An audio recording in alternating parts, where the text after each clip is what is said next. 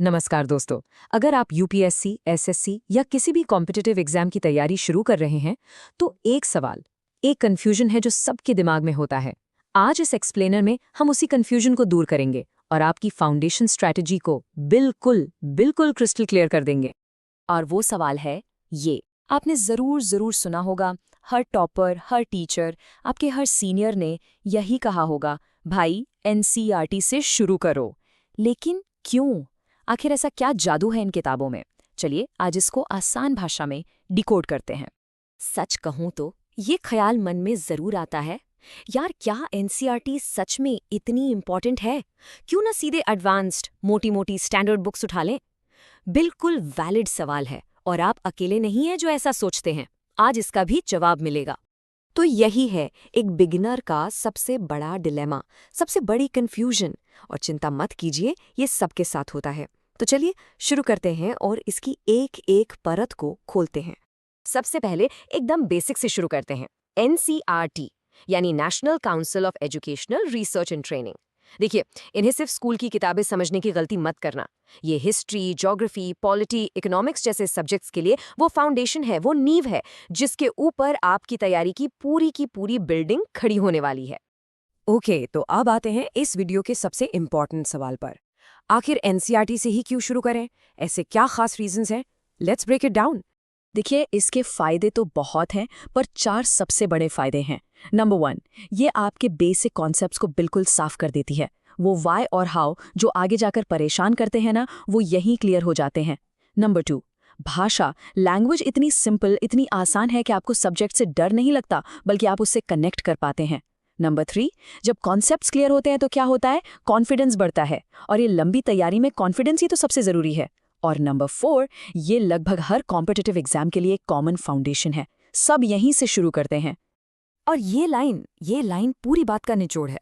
तेज दौड़ने से पहले आपको ठीक से खड़ा होना आना चाहिए। कितनी सही बात है।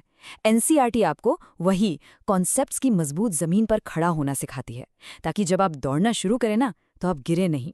ठीक है, आधार मजबूत हो गया, कॉन्सेप्ट्स क्लियर हो गए, बहुत अच्छी बात है। लेकिन इस सब का एग्जाम में आपके स्कोर्स पर क्या असर पड़ता है? आखिर में तो नंबर ही मैटर करते हैं ना, है ना? चलिए इसका प्रैक्टिकल इम्पैक्ट देखते हैं। अब जरा इस कंपैरिजन को देखिए। एक तरफ अगर आप एनसीईआरटी स्किप कर देते हैं तो क्या होता है? एडवांस्ड बुक्स मुश्किल लगती हैं, नोट्स बनाते वक्त कंफ्यूजन होता है, और एमसीक्यूज में हमेशा 2 ऑप्शंस में फंस जाते हैं। अब दूसरी तरफ देखिए, अगर आप एनसीईआरटी से शुरू करते हैं तो वही एडवांस्ड बुक्स आसान लगने लगती हैं, आपके नोट्स क्रिस्प बनते हैं, रिवीजन फास्ट होता है, और एमसीक्यूज में आप गलत ऑप्शंस को कॉन्फिडेंस से एलिमिनेट कर पाते हैं। फर्क बिल्कुल साफ है। और इसकी एक हिडन पावर भी है जो अक्सर लोग मिस कर जाते हैं। इससे आपकी आंसर राइटिंग बेहतर होती है, आपके आंसर्स में क्लैरिटी आती है। प्रीलिम्स में जैसा मैंने कहा, यह आपको ऑप्शंस एलिमिनेट करने में कमाल की मदद करती है। लेकिन सबसे बड़ी बात, ये आपका जजमेंट बिल्ड करती है। सिर्फ इन्फॉर्मेशन नहीं देती, सही गलत को परखने की एक सोच डेवलप करती है, जो एक ऑफिसर के लिए सबसे ज़रूरी स्किल है। चलिए, क्यों तो हम समझ गए। अब आते हैं कैसे पर। तो इसको शुरू करने का सही एक स्मार्ट प्लान क्या होना चाहिए? Let's get into the action plan. Okay, तो ये रहा आपका रोड मैप। देखिए, हिस्ट्री और ज्योग्राफी के लिए क्लास 6 से 12 तक पढ़ना है, क्योंकि ये एक पूरी स्टोरी है शुरू से आखिर तक। लेकिन पॉलिटी और इकोनॉमिक्स जैसे सब्जेक्ट्स के लिए बेसिक स्कूल लेवल काफ़ी है एक फाउंडेशन के लिए। उसके बाद आप एडवांस्ड बुक्स पर जा सकते हैं।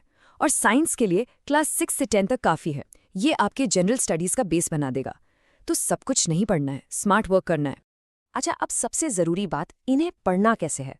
स्कूल के बच्चों की तरह नहीं, एक एस्पिरेंट की तरह। तो सिंपल 4 स्टेप्स हैं। स्टेप 1, फर्स्ट रीडिंग, बिल्कुल आराम से बस स्टोरी समझने के लिए, कोई टेंशन नहीं। स्टेप 2, सेकंड रीडिंग में हाइलाइटेड उठाइए और इंपॉर्टेंट पॉइंट्स मार्क कीजिए। स्टेप 3, उसके बाद उन हाइलाइटेड पॉइंट से एकदम शॉर्ट नोट्स बनाइए ताकि रिविजन आसान हो। और स्टेप 4, जो सबसे ज़रूरी है, रिवाइज रिवाइज और रिवाइज। बार बार दोहराना ही सक्सेस की है। हाँ, थोड़ी मेहनत लगेगी, बट ट्रस्ट मी, इसका रिजल्ट जबरदस्त होगा। तो पूरी बात का सार बस एक ही है। आपकी तैयारी का जो सबसे पहला और सबसे इम्पोर्टेंट कदम है, वो है एक मजबूत फाउंडेशन तैयार करना। और वो मजबूत फाउंडेशन आपको सिर्फ और सिर्फ एनसीईआरटी दे सकती है। इसे कभी हल्का मत समझना। और जाते जाते मैं आपके लिए एक सवाल छोड़ रहा हूँ। ज़रा खुद से पूछेगा कि जिस बड़े सपने को आप पूरा करना चाहते हैं, उस सपने की इमारत को खड़ा करने के लिए क्या आपकी नींव, आपका फाउंडेशन वाकई उतना मजबूत है?